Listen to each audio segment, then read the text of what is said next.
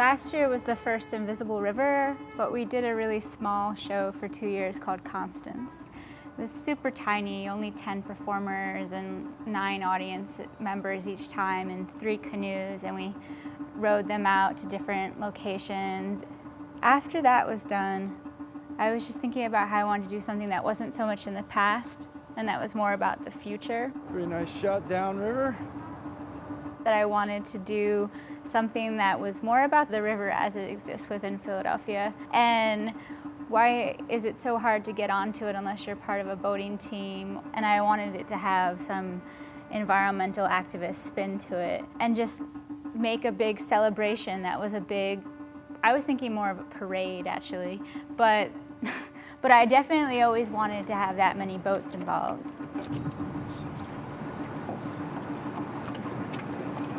We could spin around a single point, like that would be below us in a circle.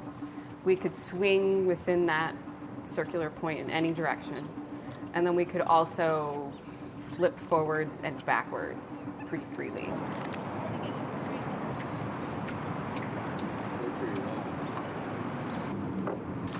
You're in a boat and you're on the river and here's a dance performance on this island, and there's a dance on the bridge, there's a dance on the shore, and you're hearing music. They're like, what?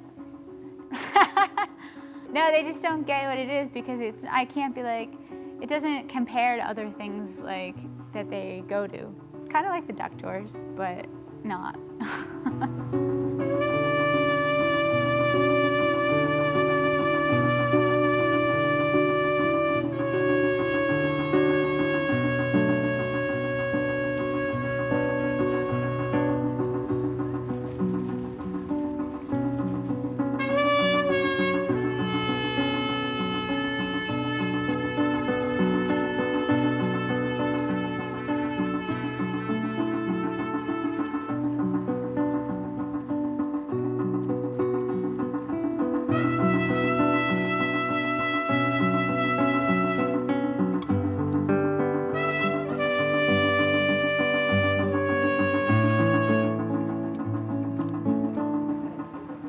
With Invisible River, Ali Vidic, the artistic director, when she initially reached out to me, she chose 5 or 6 pieces of mine that were very ambient. I wanted to follow that same type of ambient, some of those ambient choices she had chosen.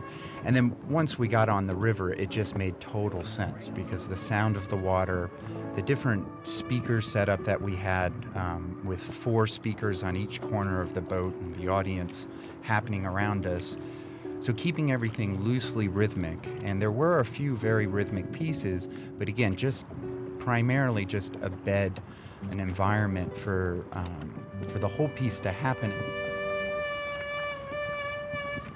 The guitar makes me think of that quote by Bruce Lee where he says, "Be like water." You know, you put water in a glass, it becomes the glass. You put water in a teapot, it becomes the teapot. And that's the one thing I love about my instrument so much that sometimes I don't get a chance to talk about is its versatility and its overarching ability to touch people in ways that that I think is very unique to the guitar.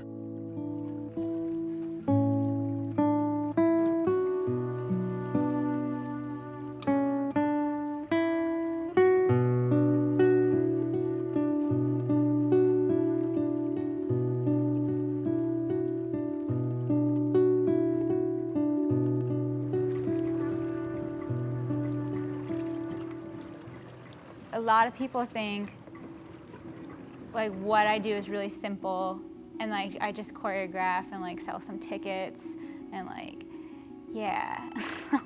There's like so many aspects to it that it's running a small business, like even if it's just like a 2-day event.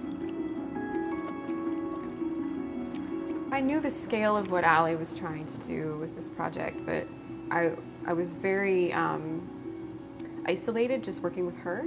So that was surprising to me. It's not that I didn't know what was going on. I was still just sort of surprised and overwhelmed in a really good way by it.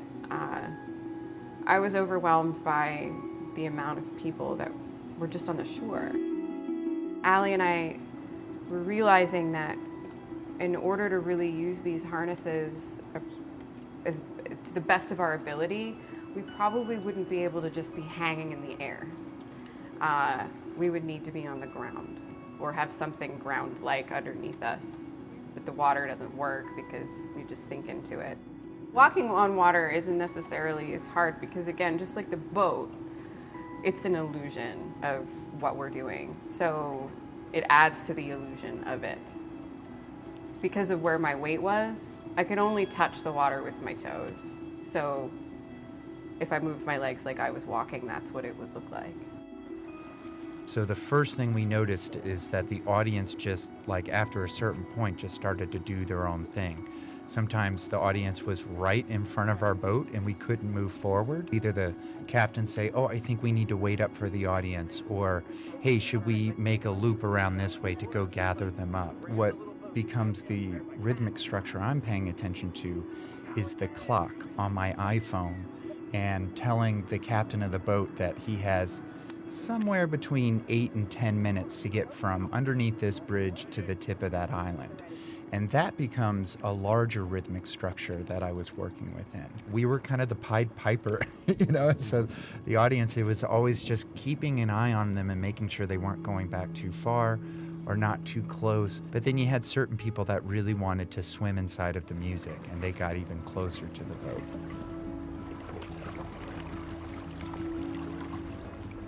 After Allie and I working like this, when we sat down the day after, we sat down, we said, now we have something really strong, and we're gonna keep on building it year after year. And so I would say this is just the tip of what's happening with this entire Invisible River, and the performance being a small part of it.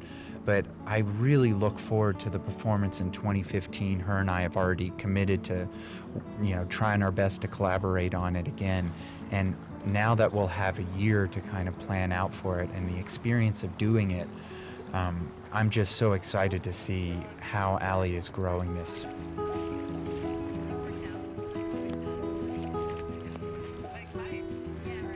I really started choreographing because I hated going to see performances. I think most dance is really boring.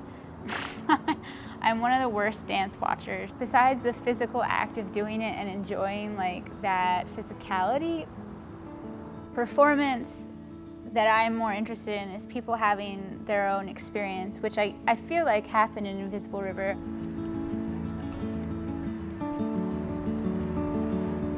The first step is just getting people so that they can actually participate and actually have access to the river. Because if you don't have any access, then why would you want to advocate for something that you can't even experience?